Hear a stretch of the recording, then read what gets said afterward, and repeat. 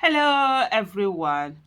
So Tinubu's illegitimate government continues to disgrace Nigeria in every front that you can think about. From is it sleeping at events, from lying about investments that are not there, from propaganda, all sorts of things. Both the disgraces, both at the national level and also at the international level. You do remember the other time they had invited Binance officials to come to Nigeria and have a discussion with them over the fact that there were certain things that were being done on their platform, all in the period when dollar was just, the price of dollar was just going up, and of course, naira was just going downwards. And this is something that came from their own action that they had taken that led to the collapse of naira. And so they invited the officials of Binance to come to Nigeria. And then when they came to Nigeria, instead of having that negotiation that they said they were going to have, they arrested the two officials that had come in. One of the officials have, left Nigeria, escaped from Nigeria. But the thing that is coming out now is that the Binance are saying that alleging that Tinubu's illegitimate government asked for bribe to make the problem go away. It's crazy. It's crazy. You understand? Richard Teng, Binance Holdings Limited's chief executive officer, said that they were requested to make a large payment in Nigeria to resolve issues.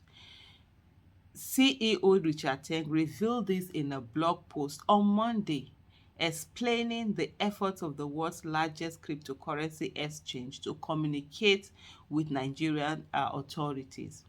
This included a meeting in Abuja, the capital, on January 8, where they faced accusations of criminal behavior. As our employees were leaving the venue, they were approached by unknown persons who suggested to them to make payment in settlement of the allegations, Teng wrote. Later that day, Binance's local lawyer was presented with a demand for a significant payment in cryptocurrency to be paid in secret within 48 hours to make these issues go away, Teng wrote. The amount in question was $150 million, the New York Times reported separately, citing people it didn't identify. The incident marks the latest legal problems for Binance, whose founder, Changpeng Zhao, was ordered on May 1st to spend 4 months in prison in the US for failures that allowed cyber criminals and terrorist groups to freely trade on its platform.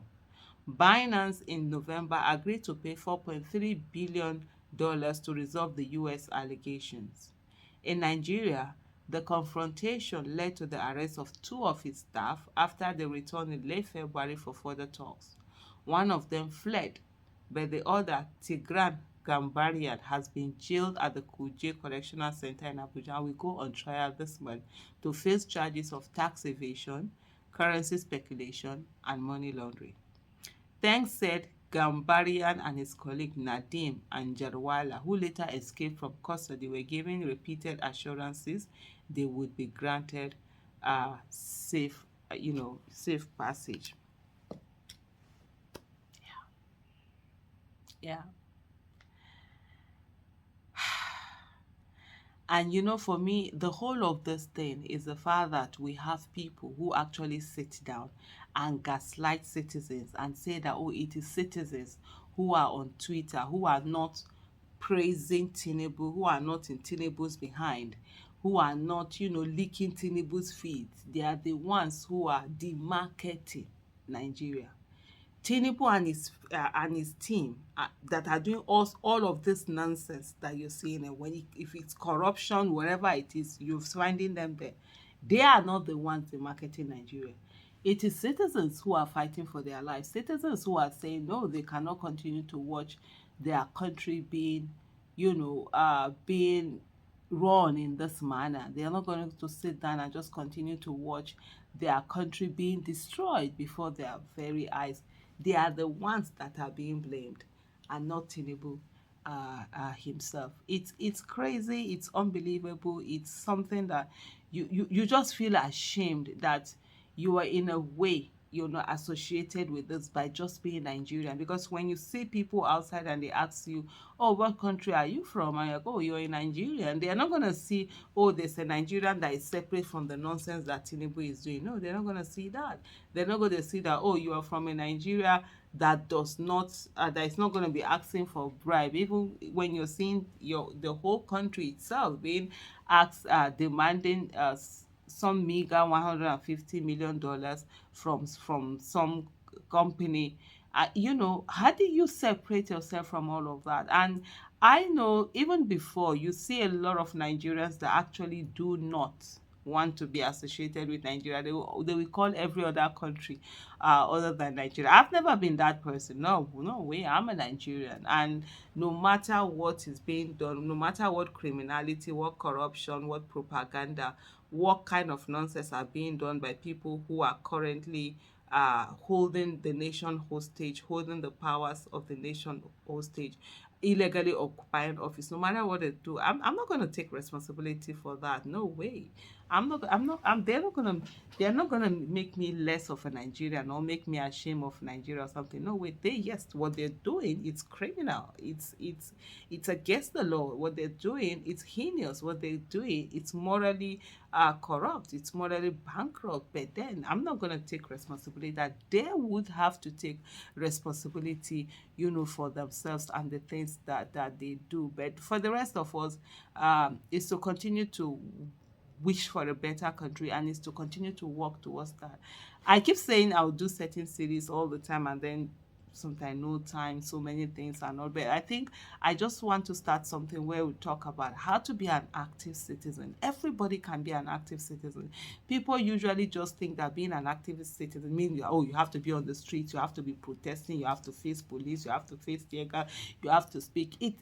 You can be an active citizen and nobody has even heard your voice, or nobody knows who you are, but you're just speaking on the issues, or you're just writing on the issues, or you're doing one thing or the other on that issues. And we can find it in every aspect of that you find yourself in life, in every sphere, wherever you are, you can make that difference, for Nigeria. And I think, like I always would say, Nigeria does not need more activists. Nigeria need more active citizens. We need more people who are standing up for the right thing to be done. It might be one very little thing. It might be just you just ensuring that the traffic light is red, you're stopping. Everybody has to stop. No matter how somebody is honking behind you, ping, ping, ping, you should move. You're not moving. You're waiting until it turns green before you go. Something like that. That's being an active citizen. Ensuring that this place they say there's no U-turn. As absurd as it is, yes, you're not doing that U-turn. You're following the law. It's one lane.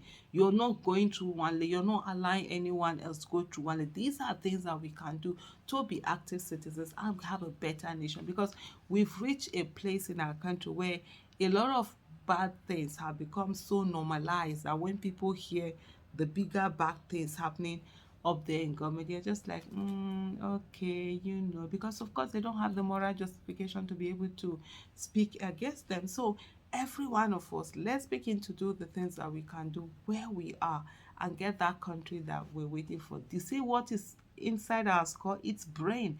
God gave us that for us to use to get a great nation, not just to be praying for him to do for us what he has given us capacity to do for ourselves. Like I always say to people, God will not do for us what he has given us the capacity for us to do for ourselves. Thank you for watching and listening.